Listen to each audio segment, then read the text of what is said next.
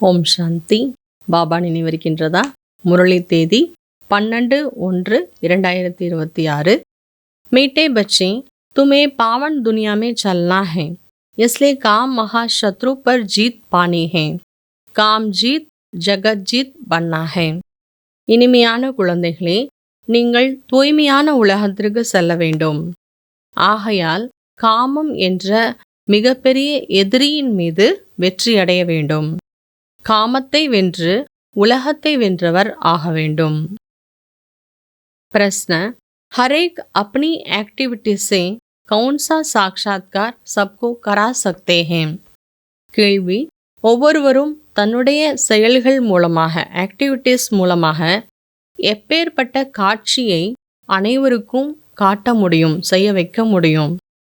உத்தர், मैं हंस हूँ या बगला हूँ, ये हर एक अपनी एक्टिविटी से सबको साक्षात्कार करा सकते हैं, क्योंकि हंस अभी कभी किसी को दुख नहीं देंगे, बगुले दुख देते हैं, वो विकारी होते हैं.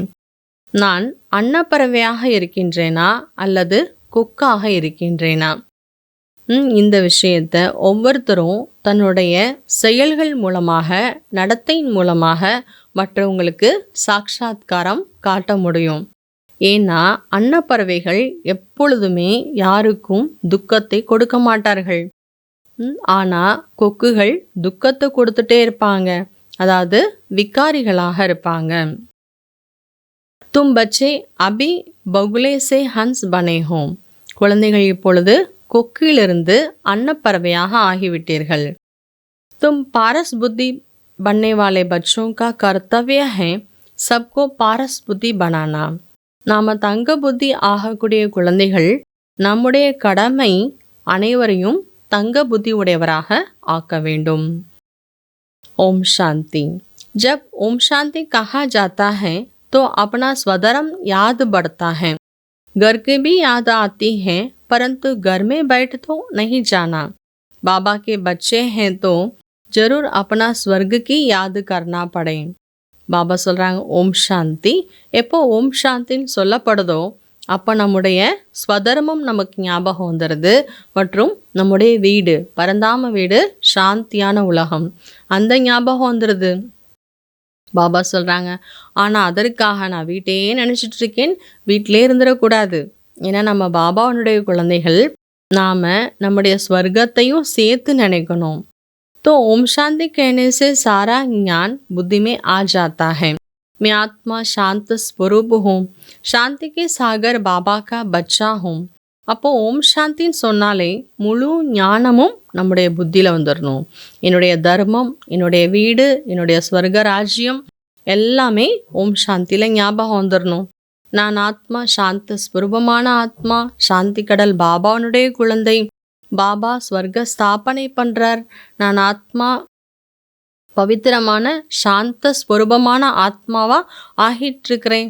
முக்கிய பாத் ஹே பவித்திரதா கி, முக்கியமான விஷயமே தூய்மைக்கான விஷயம்தான். ஏன்னா இந்த உலகம் தூய்மையான உலகமாக இருந்தது, ஆனால் இப்போது அப்பவித்திரமாக ஆகிடுச்சு. பவித்திரமான உலகத்தில் ஒருத்தர் கூட விகாரிகள் கிடையாது.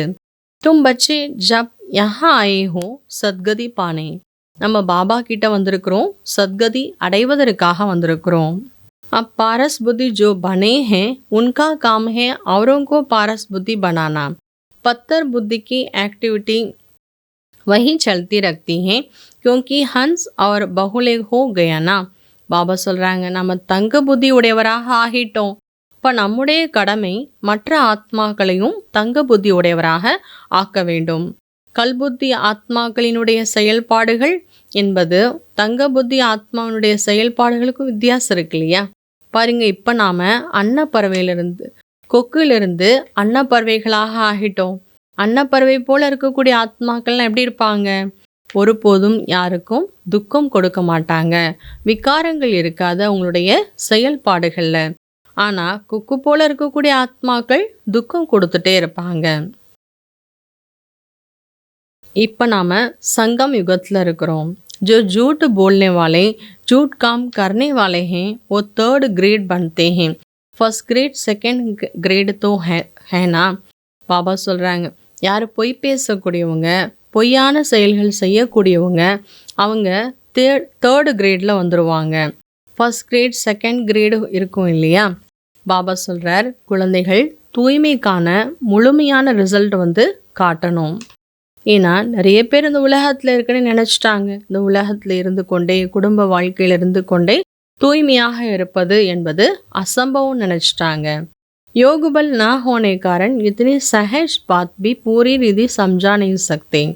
பாபா சொல்கிறாங்க, ஆனால் யோக பலம் இல்லாத காரணத்தினால சகஜமான விஷயந்தான் தூய்மையான வாழ்க்கைங்கிறது. ஆனால் யோக சக்தி இல்லாதனால இந்த சகஜமான விஷயத்தை கூட பிறருக்கு சரியாகவும் புரிய வைக்க முடியலை, தானும் சரியாக புரிஞ்சுக்க முடியலை.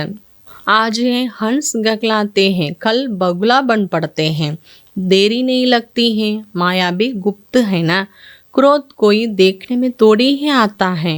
பாபா சொல்கிறாங்க, இன்னைக்கு தன்னை அண்ணா பறவைன்னு சொல்லக்கூடிய குழந்தைகள் கூட நாளைக்கு திடீர்னு மாயா என்ன ஆயிடுறாங்களாம், கொக்குகள் போல் ஆயிடுறாங்க. அன்னப்பறவையிலேருந்து கொக்கு ஆகிறதுக்கு லேட்டாகவே மாட்டேங்குது. அந்தளவுக்கு மாயா என்ன ஆயிடுது, ஒரேடியாக அன்னப்பறவையாக இருக்கவங்கள கொக்கா மாற்றிடுது. பாபா சொல்கிறாங்க, சிலருக்குள்ள கோபம் நிறைய இருக்கிறது. கோபத்தை வெளியில் பார்க்கும்போது தெரியறதில்ல.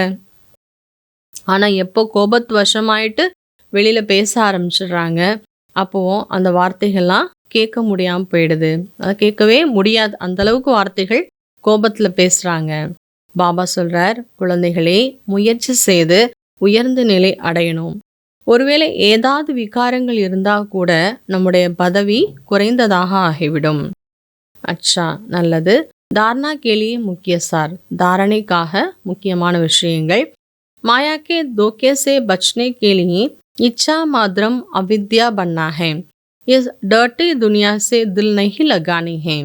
மாயாவுனுடைய ஏமாற்றங்களிலிருந்து தன்னை காப்பாற்றிக் கொள்வதற்காக ஆசை என்றாலே என்னவென்று தெரியாது என்ற அளவிற்கு ஆசையை வென்றவராக வேண்டும். இந்த அழுக்கான உலகத்தில் உள்ளத்தை ஈடுபடுத்த வேண்டாம். செகண்ட் பாயிண்ட், पवित्रता का पूरा पूरा सबूत देना है. सबसे ऊंचा कैरेक्टर ही पवित्रता है.